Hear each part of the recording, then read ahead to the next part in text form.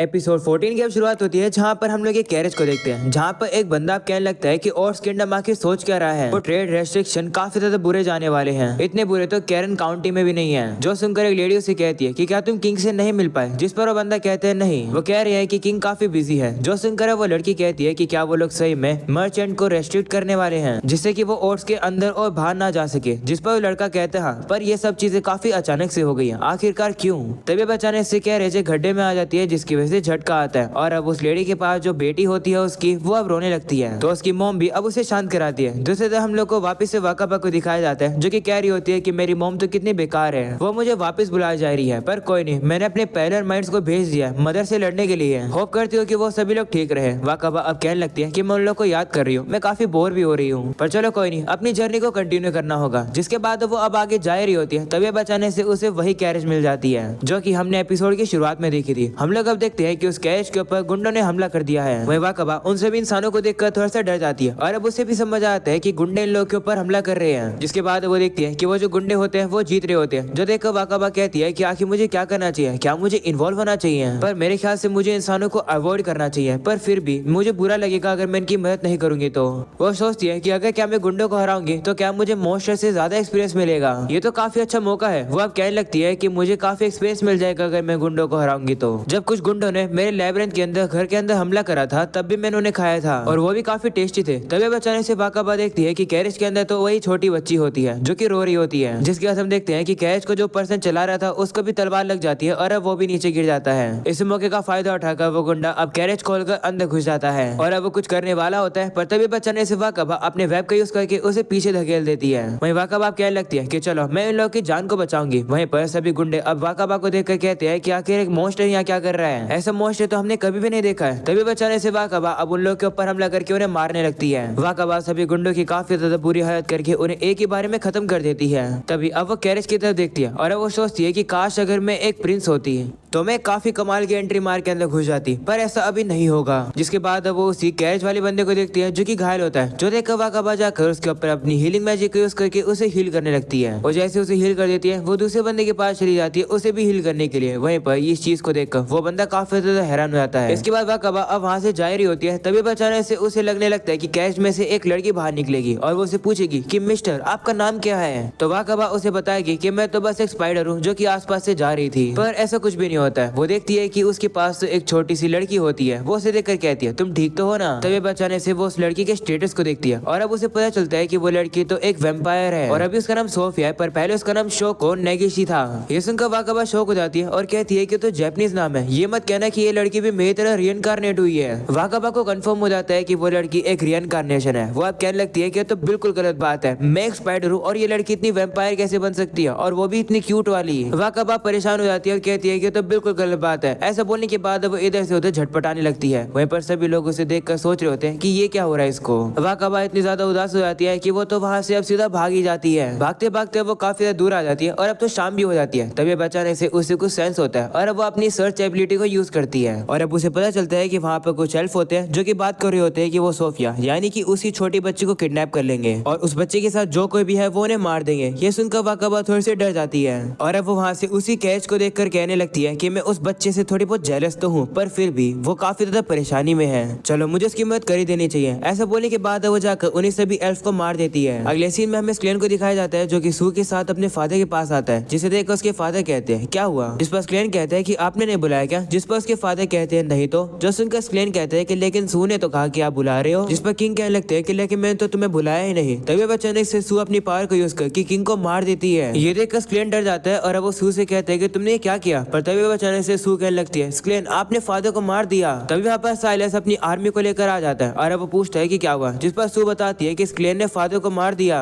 वह स्क्लेन बताने की कोशिश करता है कि मैंने ऐसा कुछ भी नहीं किया, जिस पर साइलस उसकी बात को मानता नहीं है और अपने साथियों से कहता है कि स्क्लेन को पकड़ लो। तो अब हम देखते हैं कि कोई स्क्लेन के ऊपर हमला करता है और वो उसकी तलवार को भी तोड़ देता है, जिससे कि स्क्लेन थोड़ा सा घायल भी हो जाता है और ऐसा करने वाला और कोई नहीं बल्कि नात्सुमे होता है, जो कि अपना चेहरा भी दिखाने लगता है। उसे देखकर साइलस नात्सुमे से कहता है कि तुम्हें अपना चेहरा दिखाने की जरूरत नहीं थी। ये सुनकर स्क्लेन हैरान हो जाता है और अब वो साइलस से कहता है कि आप ये क्या कर रहे हो। तो नात्सुमे उसे कहता है कि क्या तुम्हें समझ नहीं आया, तुम्हारे भाई साइलस को राजगद्दी चाहिए और मुझे तुमसे और ओका से बदला लेना है, इसलिए एक काम से दो निशाने हो जाएंगे, इसलिए वो मेरा साथ दे रहा है। ये सुनकर स्क्लेन अब साइलस से कहता है कि लेकिन आपने ऐसा क्यों किया? आगे चलकर तो आप ही राजा बनने वाले थे ना। तो साइलस कहते नहीं, फादर तुम्हें राजा बनाने की सोच रहे थे। वो चाहते थे कि इससे पहले लोगों को पता चले कि तुम हीरो हो, वो तुम्हें राजा बना देंगे जिससे कि तुम बैटलफील्ड से दूर रहो। साइलस अब कहने लगता है कि इस बेवकूफी की वजह से मैं राजगद्दी अपने हाथों से नहीं जाने दे सकता हूँ, इसलिए मैंने नात्सुमे के साथ टीम अप कर लिया। वही नात्सुमे अब स्क्लेन से कहने लगता है कि सिर्फ मैं और तुम्हारे भाई ने मिली हुई है, बल्कि सू भी मिली हुई है। सू अब स्क्लेन से कहने लगती है, भाई प्लीज मर जाओ। ये सुनकर स्क्लेन अब हैरान हो जाता है और सोचता है कि सू ऐसा क्यों बोल रही है, जिसके बाद वो उसके ऊपर अप्रेजल यूज करता है और अब उसे पता चलता है कि सू के ऊपर स्लीप, ब्रेन वॉश और चार्म का यूज किया गया है, यानी कि नात्सुमे ने उसे अपने वश में कर लिया है। वो स्क्लेन से कहता है, तुम्हें कैसा लग रहा है, तुमसे अब सब कुछ छिन गया है। ये सुनकर स्क्लेन गुस्से में आ जाता है और अब उसे काफी जोर से मुक्का मार देता है और कहता है कि सू को छोड़ दो। ये सुनकर नात्सुमे वापस गुस्से में आता है और अब वो उसके ऊपर हमला करने वाला होता है, पर स्क्लेन अब अपने सामने एक बैरियर लगा लेता है जिससे कि वो उसके अटैक से बच सके। पर तभी वहाँ पर वही लड़की आ जाती है जो कि नात्सुमे के साथ काम कर रही थी। वो स्क्लेन से कहने लगती है कि जितना मैंने सोचा था तुम तो उससे भी ज्यादा टफ हो। ऐसा बोलने के बाद वो अपनी पावर का यूज करके स्क्लेन के बैरियर को काफी आराम से तोड़ देती है। वही नात्सुमे अब चिल्लाकर उस लड़की को कहता है, सोफिया। इससे अब हम लोग को पता चलता है कि ये लड़की और कोई नहीं बल्कि सोफिया ही है, जिससे हमने एपिसोड की स्टार्टिंग में देखा था, जो कि पहले तो एक छोटी सी बच्ची थी, पर अब क्योंकि 15 साल बीत चुके हैं वो भी काफी बड़ी हो चुकी है। स्क्लेन अब उसके ऊपर अप्रेजल यूज करता है, पर उसका अप्रेजल ब्लॉक हो जाता है। वो अब स्क्लेन के ऊपर हमला करने के लिए आ ही रही होती है, पर तभी नात्सुमे सोफिया से कहता है कि इन सबसे दूर हट जाओ, ऐसे सिर्फ मैं ही मारूंगा। जिस पर सोफिया कहती है कि ऐसी बात है तो मैंने तो देखा कि इसने तुम्हारे ऊपर हमला किया और तुम कुछ भी नहीं कर पाए। तो नात्सुमे कहता है, नहीं वो तो बस ऐसे ही, मैं इसे भी खत्म कर दूंगा। ऐसा बोलने के बाद वो स्क्लेन के ऊपर हमला कर देता है। वो हमला अब स्क्लेन को लगने वाला होता है, पर तभी टाइम पर वहाँ पर ओका आ जाती है, जो कि अपने विंड मैजिक का यूज करके नात्सुमे को साइड में गिरा देती है। नात्सुमे वापस से गुस्से में आता है और अब वो ओका के ऊपर हमला करने के लिए आ रहा होता है, तो ओका भी अब उसके ऊपर हमला करने के लिए आ रही होती है, पर तभी बचाने से बीच में सोफिया आ जाती है, जो कि ओका के ऊपर हमला करने वाली थी, पर ओका उसके अटैक को डॉज कर लेती है। ओका को देखकर सोफिया पहचान जाती है कि असलियत में सोफिया है कौन, इसलिए अब वो स्क्लेन का हाथ पकड़कर कहती है कि हमें यहाँ से भागना होगा। वो लगा वहाँ से भाग ही रहे होते हैं, तभी साइलस अपने साथियों से कहता है कि इन लोगों को यहाँ से भागने मत दो। सभी आर्मी भी उन लोग को पकड़ने के लिए चली जाती है, पर तभी ओका अपने पावर का यूज करके पूरी आर्मी को उड़ा देती है, जिससे कि वो लगा वहाँ से भाग पाते हैं। वहीं स्क्लेन अब ओका से कहता है कि हम लोग सू को यहाँ पर अकेला छोड़कर नहीं जा सकते हैं, जिस पर ओका कहती है नहीं, हमें पहले यहाँ से भागना होगा। तभी हम देखते हैं कि वहाँ पर हायरेंस और आना आ जाते हैं। वो लोग भी स्क्लेन से कहते हैं कि हमें यहाँ से चलना होगा। ओका वापस अपनी पावर को यूज करके सभी आर्मी को पीछे कर देती है और वो लोग आगे बढ़ते हैं। आगे चलने के बाद वो लोग देखते हैं कि सोल्जर्स तो आपस में लड़ाई कर रहे हैं, जो देखकर स्क्लेन कहता है कि ये क्या चल रहा है। तो ओका बताती है कि ये एक रेबिलियन है जो कि साइलस और नात्सुमे ने करवाया है, पर इस चीज का सारा ब्लेम वो तुम पर लगाने वाले हैं और इस रेबिलियन को रोकने का वो बाद में क्रेडिट ले लेंगे। वो हायरेंस कहता है कि जो आर्मी कैसल के गार्ड से लड़ रही है वो लेस्टन की फोर्स है। जिसके बाद वो लोग बाहर आ जाते हैं और देखते हैं कि कुछ सोल्जर्स तो अब उन्हें भी रोकने लगते हैं, जो देखकर उन्हें लगने लगता है कि वो लोग यहाँ पर फंस गए। पर तभी अचानक से वहाँ पर से कुछ तीरें चलती है जो कि उन सोल्जर्स को आके लगती है और अब वो सोल्जर्स भी पीछे हो जाते हैं। हमें पता चलता है कि वो तीर चलाने वाली लेस्टन की आर्मी होती है। वो लोग अब जाकर गेट पे खड़े उन सोल्जर से लड़ने लगते हैं और रास्ता क्लियर कर देते हैं। लेस्टन स्क्लेन से कहता है कि यही मौका है, जल्दी से निकलो। तो हम लोग अब देखते हैं कि सभी लोग अब कैसल से बाहर चले जाते हैं। अगले सीन में वो लोग जंगल में आ जाते हैं, जहाँ पर स्क्लेन अपनी पावर को यूज करके अपनी चोट को हील कर रहा होता है। स्क्लेन को अब पता चलता है कि चर्च ने एक नया हीरो डिक्लेयर कर दिया है और वो हीरो और कोई नहीं बल्कि नात्सुमे ही है। जो सुनकर स्क्लेन हैरान हो जाता है और कहता है कि ऐसे कैसे हो सकता है, जिस पर ओका कहती है कि ये सब प्लानिंग चर्च की है। वहीं यहाँ वायरेंस भी कहने लगता है कि मुझे समझ नहीं आ रहा है कि आखिर वो लोग ऐसा क्यों कर रहे हैं। तो ओका कहती है कि मुझे लगता है कि नात्सुमे ने अपनी पावर को यूज करके चर्च के लोगों को कंट्रोल कर लिया है। तो स्क्लेन अब कहने लगता है कि लेकिन ऐसा करना मुश्किल है, क्योंकि जो ब्रेन वॉश वाली स्किल होती है वो ज्यादा समय के लिए नहीं टिकती है, वो उसे इतनी देर तक थोड़ी यूज कर सकता है। जिस पर ओका कहती है हाँ तुम सही कह रहे हो, पर फिर भी कुछ ऐसी हाई रैंक स्किल होती है जो कि काफी देर तक चलती है और शायद नात्सुमे के पास वही स्किल है। हम लोग कंट्री पर भरोसा नहीं कर सकते हमारी मदद करने के लिए। तो स्क्लेन अब कहते हैं कि अगर हम लोग नात्सुमे को खत्म कर देंगे तो सारी चीजें ठीक हो जाएगी। तो ओका कहती है कि अभी बहुत लेट हो गया, जब तक सोफिया उनके साथ है हम लोग नहीं जीत सकते हैं। जो सुनकर स्क्लेन पूछता है कि आखिर सोफिया है कौन, तो अब ओका बताने वाली होती है, पर तभी अचानक से उन लोगों को पता चलता है कि काफी सारे सोल्जर्स ने अब उन लोगों को घेर लिया है, इसलिए हमें लड़ना होगा। ये सुनकर लेस्टन अपनी तलवार को स्क्लेन को दे देता है और कहता है कि इसे यूज करो। ये एक होली सोर्ड है जो कि रॉयल फैमिली में पास डाउन होती रहती है, इसे तुम जैसे हीरो को यूज करना चाहिए। तभी वहाँ पर कार्नेटी आ जाती है जो कि स्क्लेन से कहती है कि तुम्हें हार मान लेनी चाहिए। ऐसा बोलने के बाद वो स्क्लेन के ऊपर हमला करती है, जिसे स्क्लेन अब डॉज करता है और अब वो सोचने लगता है कि आखिर कार्नेटी भी उसके ऊपर हमला क्यों कर रही है। तभी वो उसके ऊपर अप्रेजल यूज करता है और अब उसे पता चलता है कि नात्सुमे ने उसे भी अपने वश में कर रखा है। इसके बाद वो दोनों अब आपस में लड़ने लगते हैं, वहीं पर बाकी सभी लोग भी आपस में लड़ रहे होते हैं। स्क्लेन अब उन लोगों से कहता है कि आखिर तुम लोगों की प्रॉब्लम क्या है, तुम अपने साथियों को ही मारने वाले थे। इस पर कार्नेटिया कहती है कि तुम काफी बेवकूफ हो, तुम दुश्मनों की चिंता कर रहे हो। तो स्क्लेन उसे कहता है कि होश में आओ, जिस पर कार्नेटिया कहती है कि मैं होश में ही हूँ, मैं तुम जैसे धोखेबाज को नहीं छोड़ूंगी। ऐसा बोलने के बाद वो उसके ऊपर हमला करने के लिए आ रही होती है, पर तभी स्क्लेन उसके अटैक से बचकर अपनी तलवार बाहर निकालकर उसे उसके गले पर रख देता है, पर अब वो उसे पूरी तरह से मारता नहीं है, वो उसे नीचे गिरा देता है और उसे होश में लाने की कोशिश करता है। तो अब कार्नेटिया भी थोड़ी सी शांत हो जाती है, जो देखकर स्क्लेन को लगता है कि वो ठीक हो गई है, पर तभी अब वापिस से कार्नेटिया उसे लात मार देती है और अब उसके गले पर तलवार रख देती है, जो देखकर स्क्लेन के साथ ही स्क्लेन की चिंता करने लगते हैं, पर वो लोग उसे बचाने के लिए नहीं आ पा रहे होते हैं क्योंकि वो भी लड़ रहे होते हैं। हम अब कार्नेटिया को देखते हैं जो कि स्क्लेन को मारने वाली होती है, पर तभी अब अचानक से वो थोड़ी बहुत होश में आने लगती है। वो स्क्लेन से कहती है कि मैं ज्यादा देर तक अपने आप को रोक नहीं पाऊंगी, इसलिए जल्दी से मुझे मार दो। बस स्क्लेन अब डर की वजह से ऐसा कर ही नहीं पा रहा होता है, जो देखकर कार्नेटिया एक चाकू बाहर निकालती है और खुद को ही मार लेती है। स्क्लेन उसे रोकने की कोशिश भी करता है, पर वो रुकती ही नहीं है। स्क्लेन अब उसे काफी हील करने की कोशिश कर रहा होता है, पर कुछ भी नहीं हो रहा होता है, जो देखकर आना अब स्क्लेन के पास आती है और उसे बताती है कि कार्नेटिया मर गई है। जो सुनकर स्क्लेन अब काफी गुस्से में आता है और अब वो कहता है कि कार्नेटिया तुम मुझे छोड़कर नहीं जा सकती हो। ऐसा बोलने के बाद वो काफी जोर से चिल्लाता है और अब एक काफी तेज लाइट आती है, जिसकी वजह से हम लोग अब देखते हैं कि कार्नेटिया अब वापस से जिंदा हो जाती है और अब वो नासुमे के ब्रेन वॉश से भी बचकर बाहर निकल जाती है। जो देखकर स्क्लेन काफी खुश होता है और अब वो दुश्मनों से लड़ने के लिए चला जाता है। वहीं ओका भी अब कह रही होती है कि अगर कार्नेटिया ठीक हो गई है तो मुझे होल्ड बैक करने की जरूरत नहीं है। ऐसा बोलने के बाद वो लोग लड़ने लगते हैं, पर तभी वहाँ पर सोफिया आ जाती है और सोफिया के हाथ में अब एक बंदे की गर्दन होती है, जो कि अब वो ओका से कहती है कि देखो मैं तुम्हारे लिए क्या लेकर आई हूँ। ऐसा बोलने के बाद वो उस सर को नीचे फेंक देती है और हम लोग को पता चलता है कि वो सर तो पोर्टिमस का था, जो कि अब मर चुका है। वहीं पर सोफिया अब पोर्टिमस के खून को चाट कर कह रही होती है कि तो काफी बकवास है, पोर्टिमस काफी सड़ा हुआ था। ये सुनकर ओका सोफिया को उसके जापानीज नाम से बुलाने वाली होती है, पर तभी सोफिया उससे कहती है कि मुझे ये नाम से मत बुलाओ। वैसे भी ओका तुमने बहुत कुछ किया और चिंता मत करो, ये जगह जापान नहीं है तो हम कुछ भी कर सकते हैं। ये सुनकर स्क्लेन अब हैरान हो जाता है और अब वो समझ जाता है कि सोफिया भी एक रिइंकार्नेशन है। वहीं ओका सोफिया से लड़ने के लिए तैयार हो जाती है, जो देखकर सोफिया कहती है कि मैं तुम्हें लड़ने के लिए रेकमेंड नहीं करूंगी क्योंकि मुझे तुमसे लड़ने के लिए नहीं कहा गया है। जो सुनकर ओका फिर भी उसके ऊपर हमला कर देती है, लेकिन सोफिया के ऊपर मैजिक काम ही नहीं कर रहा होता है, जो देखकर स्क्लेन भी काफी हैरान हो जाता है। ओका अब उससे काफी लड़ने की कोशिश करती है, पर सोफिया उसे उसकी गर्दन से पकड़ लेती है। वहीं दूसरी तरफ हम लोग लेस्टोन को भी देखते हैं, जो कि हार नहीं वाला है। वहीं ये देखकर स्क्लेन अब ओका को बचाने के लिए जा रहा होता है, पर एक बंदा आकर उसी के ऊपर हमला कर देता है। स्क्लेन अब देखता है कि उसका एमपी अब पूरी तरह से खत्म हो चुका है, यानी कि वो हीलिंग मैजिक यूज नहीं कर सकता अपने आप को हील करने के लिए। तभी अब वही वापस से वो बंदा आ जाता है, जो कि अब स्क्लेन को मारने ही वाला होता है। तभी हम लोग देखते हैं कि वहाँ पर फे आ जाती है, जो कि अब इवॉल्व हो चुकी है। वह वहाँ पर काफी सारे ब्लास्ट करके स्क्लेन को बचा लेती है, साथ में वो सोफिया और ओका के बीच में आकर ओका को बचा लेती है। इसके बाद फे अब स्क्लेन के पास आती है और कहती है देखा मैं टाइम पर आ गई।